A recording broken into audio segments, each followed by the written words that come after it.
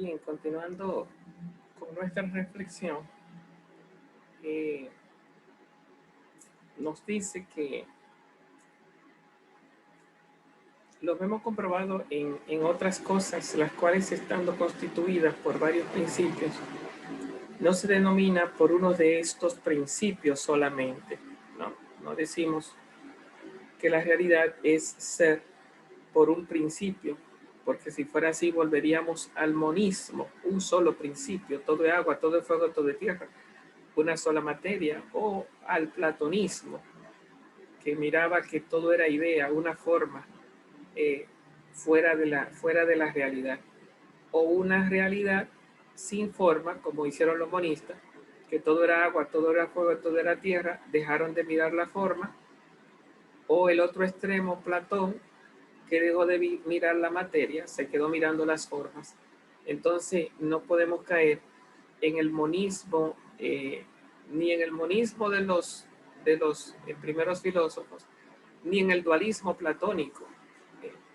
Digo dualismo porque aunque Platón al final prioriza la idea, la separó de lo que se llama la separó de lo que se llama la materia y creó dos puntos que estaban separados, privilegiando como ser no el mundo de la materia, que para Platón no era ser, sino el mundo de las formas.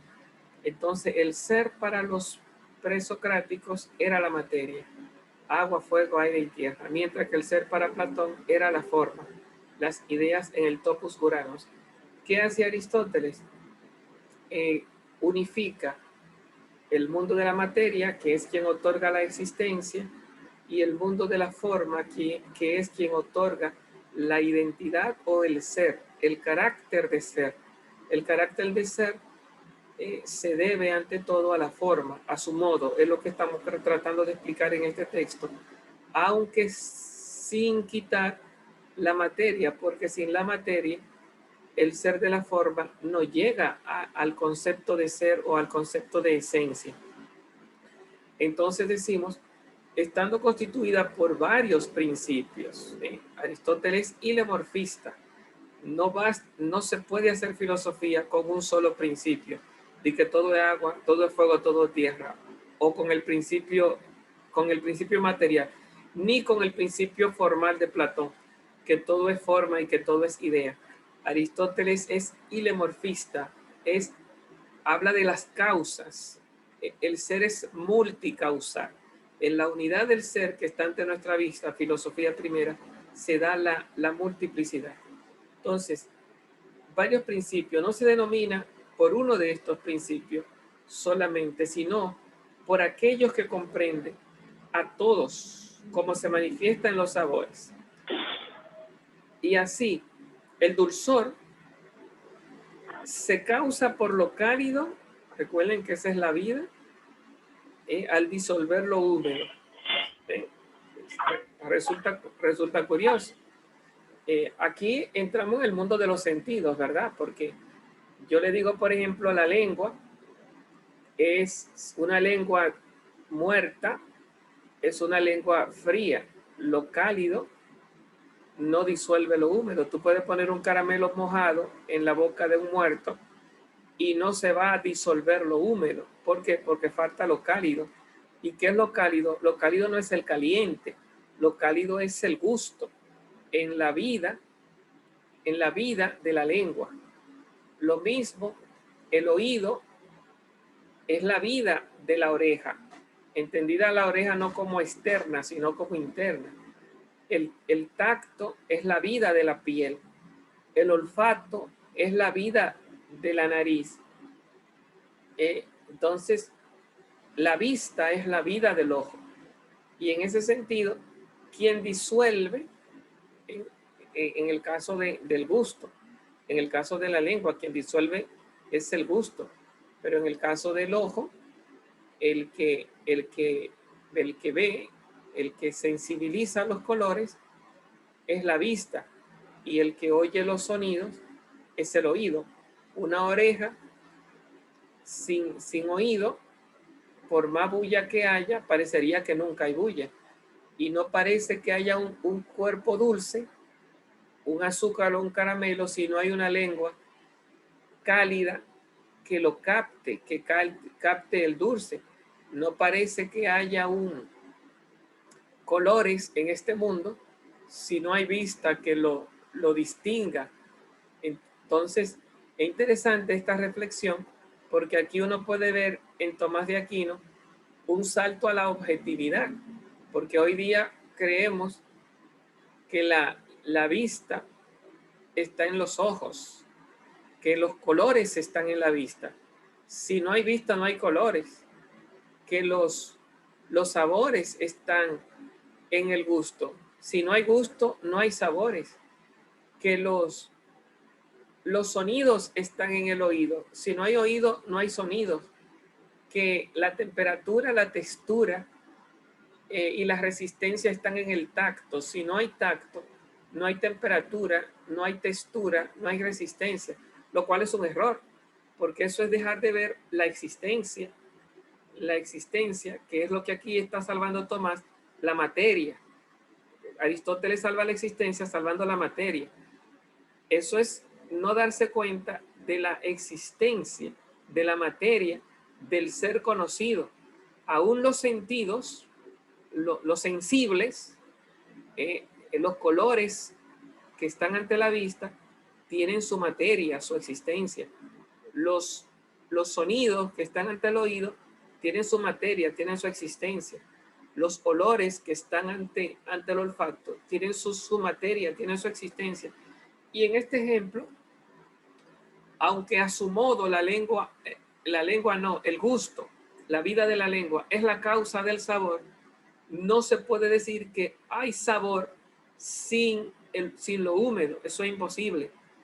Es la existencia, es la causa objetivizante, sustancializante, realizante en el mundo de los objetos, realidad de esas cosas, por lo que podemos llamar que pertenecen propiamente hablando al mundo de los objetos.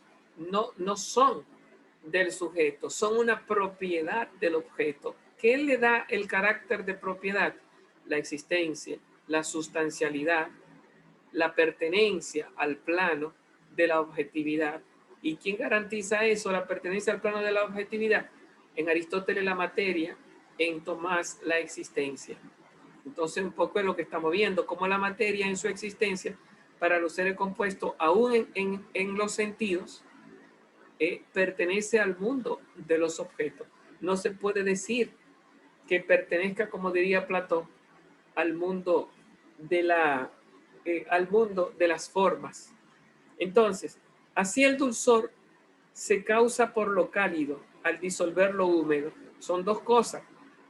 Lo cálido, que sería la parte formal o esencial, y lo húmedo, que sería la parte material. Y lo cálido, el dulce, el dulzor, sería, vamos a ver, el dulzor sería como la esencia. No hay dulce sin materia y forma. No hay esencia sin materia y forma. No hay dulce sin a ver, ¿qué nos falta aquí? No hay dulce sin lo húmedo y sin lo cálido. Si no sumamos las dos cosas, la materia y la forma, no hay esencia. Si no sumamos lo húmedo, que es la materia, y lo cálido, que es la forma, no hay dulce. El dulce es fruto de las dos cosas, aunque solo ¿cómo se llama? Solo el gusto, solo el calor, solo el calor a su modo es la causa del dulzor. Entonces, así el dulzor se causa por lo cálido al disolver lo húmedo. Aunque según esto, el calor, que es la vida en la lengua, no la lengua muerta, sino la lengua viva, el calor que es la vida, o la vista en el ojo, no el ojo muerto, sino la vida del ojo, que es la vista, que es la que percibe los colores, o lo que es el oído en la oreja. Un muerto no tiene oído porque no oye. Un muerto, aunque tenga ojo, no tiene vista porque no ve. Un muerto, aunque tenga lengua, no tiene gusto porque no siente. Un muerto, aunque tenga piel, no tiene tacto. Entonces, cuando hablamos de los sentidos, estamos hablando de las facultades que conocen este mundo, porque hay vida, o sea, aquí dice calor, pero el calor es la vida. Entonces, aunque según esto el calor es la causa del dulzor, entonces aquí hay un problema, porque si la idea es la causa del ser, como diría Platón, entonces no hay ser en la realidad. Si la idea de mesa es la causa de la mesa, ok, si ustedes todos piensan que yo soy profesor, pero nadie me pensara en el mundo como profesor, parecería ser que el profesor existe gracias a la idea. O por ejemplo que yo cojo una gallina y ustedes dicen ladronazo, parecería ser que si no hay nadie que diga ladrón, entonces yo no soy ladrón. Eso es falso porque no depende de la sola forma. No depende de la sola forma. Para que sea objetivo, no se oye nada. No se está escuchando. Tenemos problemas. Se escucha. Algo le pertenece al objeto, o sea, al mismo algo. Por un ejemplo, el sonido que produce el mismo viento, ¿a qué le pertenece? Bien. Esencialmente. Una cosa es digamos, la materialidad, ¿verdad? O sea, normalmente los químicos no hablan de ondas, tanto lumínicas, como también no hablan de ondas sonoras. Tú oyes el trueno, ve el rayo y el trueno lo oye como al rato, ¿verdad? Como que viene viajando en las ondas. Pero yo entiendo que lo mismo que estaban viendo aquí con Tomás, de que lo cálido disuelve lo húmedo, la vida de la lengua disuelve la humedad del, del dulce, pues es un poco parecido, ¿no? Lo cálido de la oreja, que sería el oído, la vida del oído, disuelve lo que viene en el viento. Entonces, si no viene en el viento las ondas sonoras, entonces el oído no lo puede disolver. Entonces, de alguna forma, el oído es la causa del sonido, pero no absolutamente. Eh, Formalmente hablando, a nivel de oído, pero no existencialmente hablando, a nivel de existencia. La bulla existe gracias a la materialidad, a la existencia que la ubica en el plano de los objetos, independientemente de que sea oído. Entonces, a su modo, el oído es la causa de la bulla, porque no hay bulla si no hay quien la oiga, ni tampoco hay dulce si no hay quien lo saboree. Claro que eso no, repito, eso no es, eso hay que salvarle su grado de objetividad material. Si el dulce fuera, si el dulce fuera causa del calor, de la vida de la lengua, entonces ¿por qué mi lengua no hace dulce la sal? O mi lengua no hace dulce el limón, el agrio del limón. Hay que entender que hay la humedad y la materia son objetivas gracias a la existencia. Otra cosa es la lengua a su modo, la vista a su modo, recrea, reproduce la realidad en el conocimiento, dándole una nueva dimensión, dándole una dimensión noxiológica, sensible, perceptible, lo cual no significa que la convierta a nivel de realidad de forma total, sino a nivel de conocimiento, no a nivel de realidad. Dime, ¿cuál es la pregunta? Así como, por ejemplo, ustedes son seminaristas no porque yo lo pienso, sino porque lo son. Y lo pienso porque son. Así yo no digo que las cosas son dulces porque mi lengua la endulce, sino porque son dulces. Díganos.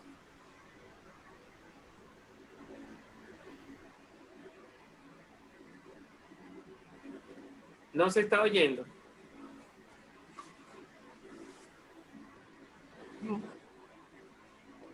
Entrecortado, profesor. Bueno, y si ustedes lo oyen entrecortado, los videos salen entrecortados. Un árbol en el bosque y nadie lo escucha. Ese sonido, esa onda sonora no existió. Claro, es como que tú me digas que hay un dulce y nadie lo probó, o que hay un jugo y nadie se lo bebió. Tú no puedes decir que no existió. La existencia no depende de la presencia, de la calidez del sentido para percibirlo. El dulce existe y tú dices, es dulce por su existencia. Ahora, la vivencia que tiene el conocedor, eso es lo que no existe. Lo que no existe es el oído que lo oiga y que por lo tanto lo convierta en sonido percibido o lo convierta, no sé, en bulla. Es como si dijera, hay un árbol que cae, pero no hay ningún oído que lo oiga. Parecería ser entonces que no hubo ningún sonido. Entonces, porque la pregunta sería, si nadie lo oyó, ¿en qué sentido sonó? Porque para que haya sonido, parecería ser que tiene que haber oído. Pero realmente hubo ondas de propagación con la caída y hubo el efecto de que no es lo mismo que caiga un árbol a que caiga una hoja o que caiga una rama. Tienen un efecto de pulsión diferente la caída de un árbol que la caída de una rama. Entonces, claro que eso existe.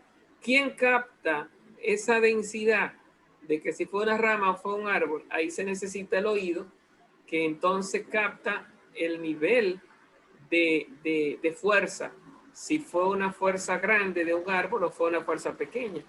Y por más oído que tú tengas, si... No, pero no se escucha bien. Ajá, bueno. Y bueno, nada. Entonces, por más oído que tú... Vamos a ver. Decíamos entonces que por más oído que tú tengas, si no ha habido una caída de ningún ser, tampoco tú vas a oír nada, porque es que tienen que entrar los dos principios. De hecho, la caída de un árbol y el sonido que produce pertenece al mundo de la realidad independientemente del conocedor. El que tú lo percibas o no percibas le da una nueva realidad, pero no le da una nueva realidad a nivel de esencia y existencia, le da una nueva realidad a nivel de conocimiento sensible. No eres tú el que pone el sonido, tu oído reproduce el sonido para tu conocimiento, pero no es el oído que pone la bulla, quien pone la materia de la caída y las ondas sonoras y el golpe. Eso está dado independientemente de ti. Y se transmite independientemente de ti. Lo mismo, el sabor en el jugo o en el dulce está dado independientemente de ti. Así como el agrio del limón es diferente al dulce del caramelo, claro que no está siendo saboreado, pero hay unas combinaciones de acritud en el limón y unas combinaciones de amargo, sé yo, en las cosas amargas, en la sal, vamos a decir, y muy diferente a lo que hay en el azúcar. Otra cosa es el acto del sentido, cuando disuelve, que reproduce la percepción, la sensación, crea la sensación. Entonces la sensación es una forma de conocer y de captar lo que está en la realidad. Y claro que eso se nos puede complicar porque tú puedes decir, ok, el limón es agrio, pero si nadie prueba el limón, ¿para quién es agrio el limón? Tú puedes decir, el limón es agrio para él mismo. Entonces, es la lengua la que pone el agrio. Volvemos entonces al tema del dulce. El caramelo es dulce, pero ¿para quién es dulce el caramelo? Para él mismo. Él se está saboreando. Es la lengua la que pone el dulce. Entonces viene el tema. si la lengua es la que pone el dulce, ¿por qué cuando yo pruebo el limón, mi lengua no lo endulza? ¿Y por qué cuando yo pruebo el caramelo, si es la lengua la que pone el agrio, por qué mi lengua no hace agrio, ácido al dulce? Bueno, porque aunque la vida de la lengua, a su manera sea la causa del dulzor o del agrio, no totalmente, sino que hay que entender que hay una dimensión sustantiva. ¿Qué digo sustantiva? Que existe más allá de mi propia facultad de noxiológicas. Una realidad que existe, y en tanto que existe es sustantiva y material. Disuelve otro principio, gracias al cual tiene lugar el sensible, entendiendo el sensible como facultad de percepción o de conocimiento, que siempre visto así será una dimensión del sujeto, que es el que percibe. Si el sensible es percepción, pues del sujeto, pero no es solo del sujeto, porque si no hay algo percibido, entonces desaparece la percepción. Entonces no es que yo estoy inventando, de que mi vista está inventando colores, y que mi oído está inventando sonido, y que mi gusto está inventando sabores. Hay un principio material, existencial, real, más allá de los sentidos, más allá del entendimiento. Entonces no estamos conociendo ideas ni sensaciones, estamos conociendo la realidad. Bueno, entonces, les dijimos que el cuerpo dulce no se denomina por el calor, no se denomina dulce por el calor, o sea, sería tanto como decir por uno solo de los principios. No se puede decir que es dulce gracias a la vida de la lengua, sino a la vida de la lengua más lo húmedo, más el caramelo. Entonces hablamos de materia y forma, no hablamos solamente de la forma sola o de la materia sola. El limón es agrio, gracias a la lengua o gracias al limón. Bueno, si el agrio es el que está causado por el calor de la lengua junto con el disolver el limón, entonces no se puede decir que el agrio sea solo el disolver de la lengua, porque donde mi lengua disuelva habrá agrio, sino, porque eso sería como caer en la sola forma platónica, o decir que el limón es agrio independientemente de la vida de la lengua, porque eso sería como decir que el ser se debe solo a la materia. Entonces, ¿qué nos dice Tomás? El cuerpo dulce se denomina por el calor, no se denomina por el calor. El agrio no se denomina por el gusto. El color no se denomina solo por la vista. Los olores no se denominan solo por el olfato, sino por el sabor, que es la unión entre el gusto y lo húmedo. El sonido no viene del oído, sino que viene del sonido, que es la unión del oído con el ruido.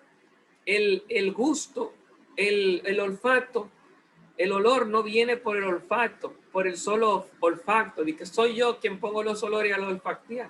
No, el olor no es olfato, es olor, donde participa el olfato junto con lo olfateado, o sea, lo que está en el ambiente y que está siendo olfateado. En otras palabras, aunque el que es el verdadero ser es el compuesto. Dice, no se denomina por el calor, sino por el sabor, el cual comprende en sí lo cálido y lo húmedo. O sea que al final, según esto, el calor es la causa del dulzor. O sea, la parte subjetiva. No obstante, el cuerpo dulce se denomina no se denomina por el calor, aunque sea causa. Entonces, es curioso porque en Aristóteles sería una causa a priori. Sería como que los sentidos son anteriores al sensible. El olfato solo es anterior al olor. Cuando hay olor, no hay olfato, sino hay cosa a olfatear. Un color no depende de la vista, porque la vista es anterior al color. Entonces, un color es una cualidad vista, ¿no? Una cualidad observada. Entonces, no es solo la vista. La facultad es anterior al compuesto que le llamamos experiencia o vivencia. Entonces, cuando tenemos las dos cosas, entonces tenemos lo que se llama la esencia, la realidad, el sensible en acto, el sensible. Entonces, el sentido es anterior al sensible y el sensible es la realización del sentido, pero de frente a una materia sensibilizada, ¿no? Bien, nada, ustedes tendrán que esforzarse en seguir entendiendo un poquito esto.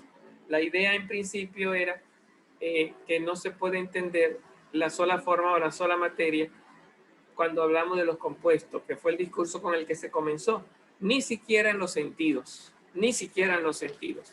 Y que mi vista pone los colores, falso. La vista es anterior a los colores y los colores es la vista actualizándose en algo que de alguna forma es la materia del color. Existe. Entonces hay dos cosas que preexisten.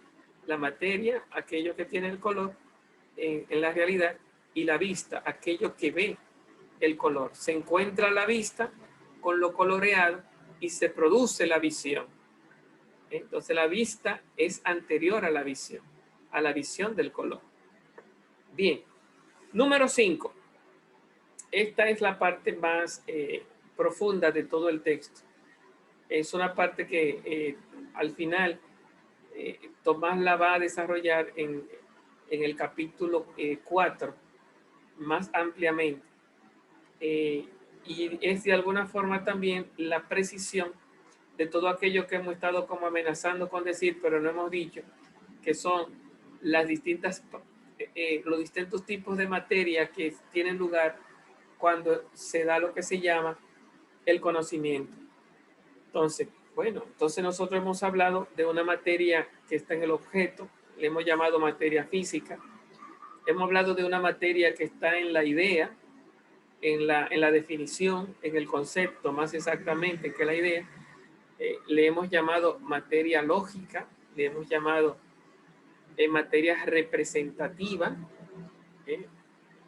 Entonces, es la materia que está en el concepto, adentro de la definición.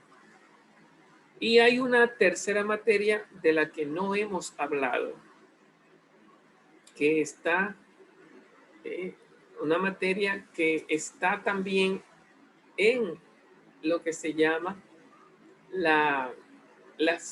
los conceptos, pero que no es una materia adíntra del concepto, sino que es una materia adextra. O sea, esto va a ser un poco complejo, ¿no? Cuando comiencen a verlo deja de ser complejo, pero el llevar ustedes a que lo vean podrá ser un poco complejo. Si nos ubicamos en el plano de los conceptos, entonces una idea o concepto tiene dos tipos de materia. Entonces, fíjense que salimos de la materia óntica, que es la materia física, y nos ubicamos en la materia lógica o la materia conceptual, que es la materia intramental. Entonces, dentro de la mente hay dos materias. Dentro de la mente hay dos materias. O sea, la materia fuera de la mente, la materia extramental, es la materia de los objetos, es la materia física, es la materia óntica, es la materia que ocupa espacio. Esa es la materia extramental, la que está fuera de la mente. Recuerden que no es lo mismo decir fuera de la mente que fuera del conocimiento, porque si la materia que estuviera fuera de la mente estuviera fuera del conocimiento, no le faltará un elemento al conocimiento, el objeto. Ahora, en las mediaciones, que es donde estamos ubicados, esas no están fuera de la mente, sino que además de estar dentro del conocimiento, igual que los objetos, la materia que está en la mente, hay dos tipos de materia dentro, intramentales. Hay dos tipos de materia dentro de la mente. Yo creo que esta es la primera idea que tienen que entender. En la mente hay dos tipos de materia. Además de haber una materia extramental, no hay una materia intramental. Hay dos materias intramental. Hay dos materias dentro de la mente. Dos materias lógicas. Dos materias intramentales en el conocimiento de un ser. Entonces, esas dos materias, ¿en qué se diferencian una de otra? Si las dos tienen en común el ser intramentales, el ser, las dos tienen en común el ser lógicas, las dos tienen en común el estar dentro de la mente del conocedor. Tienen como diferencia que una de ellas se encuentra fuera de la definición. Yo creo que todavía es complejo porque tampoco se puede decir así porque uno define universalizando. Ni siquiera se puede decir totalmente fuera del concepto, porque el concepto es concepto justamente porque se comunica con el plano externo. Bueno, pero hay una dimensión, está fuera de los, utilizando el término de Tomás, del ser absolutamente hablando, o del ser entendido a modo de parte, ¿no? Una cosa es el ser entendido a modo de parte, bueno, vayan siguiéndome las palabras hasta que lo vayan entendiendo. Una cosa es el ser entendido a modo de parte y otra cosa es el ser entendido a modo de intención lógica. Una cosa es el ser entendido en modo absoluto, que es lo mismo que entendido a modo de parte. No estoy hablando del absoluto óntico, de la sustancia material, de los compuestos. Estoy hablando del absoluto lógico, el ser en sentido absoluto. En sentido absoluto es lógicamente hablando, intrínsecamente hablando, intrínseca al concepto. Bueno, entonces, realmente, no sé, tal vez un cometido que podemos ponernos es tal vez ir estableciendo el lenguaje, porque realmente por lo visto tengo un lenguaje equívoco para poder, digamos, esclarecer eso que se llama como hay un adentro y hay un afuera, pero entonces la pregunta es adentro de qué y afuera de qué. Hay que como que precisar eso, porque el adentro, por ejemplo, cuando yo digo el hombre es animal racional, dentro está animal y dentro está racional. Eso es a modo de parte y eso es en sentido absoluto. Pero cuando yo digo que el hombre es universal, o sea que el hombre del que yo hablo se refiere a todos los hombres, esa universalidad está dentro, no dentro de animal racional universal. Yo no digo que el hombre es un animal racional universal, porque yo no defino a Sócrates como animal racional universal. Lo que es universal es mi idea que se refiere a todos los hombres. Entonces la pregunta es que cuando yo digo universal, eso está fuera del absoluto, fuera del absoluto, fuera de la modo de parte. Entonces ahí estamos ya utilizando unas palabras, digamos, que son las palabras de Tomás. En modo absoluto y en modo de parte hay un adentro, y hay una materia adentro del modo absoluto y a modo de parte. Y hay una materia afuera del modo absoluto y a modo de parte. Cuando hablamos de la universalidad, estamos hablando de una materia que está fuera, no del concepto, no de la mente, no de la idea, estamos en, no del espacio lógico. O sea que las dos materias, la adintra y la adextra, están dentro de la idea, dentro del concepto, dentro de la definición, dentro de la definición y dentro de la intención lógica. Ahora, si todo está dentro y hablamos de un afuera, ¿afuera de qué? Entonces aquí es lo que estamos precisando.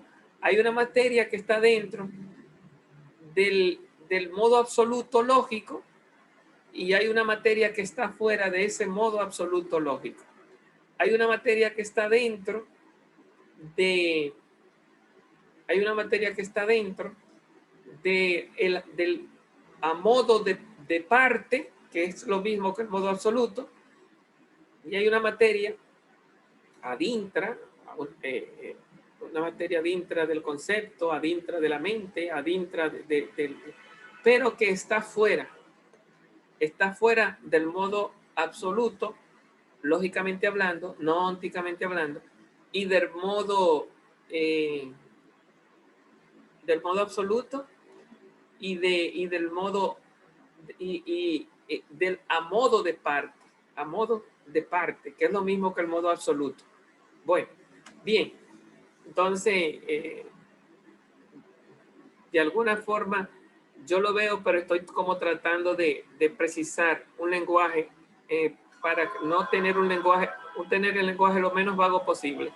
Intenten ustedes retomar este video, por lo menos esta última parte, porque ahí es donde nos vamos a quedar en estos días, viendo este último párrafo. Reléanlo y traten de entenderlo a la luz de los términos que estamos diciendo. Mientras más se le esclarezca esto, pues más tendrán la clave de lectura del tomismo. Pues nada, seguimos, si Dios quiere, la próxima clase. Adiós. Bye.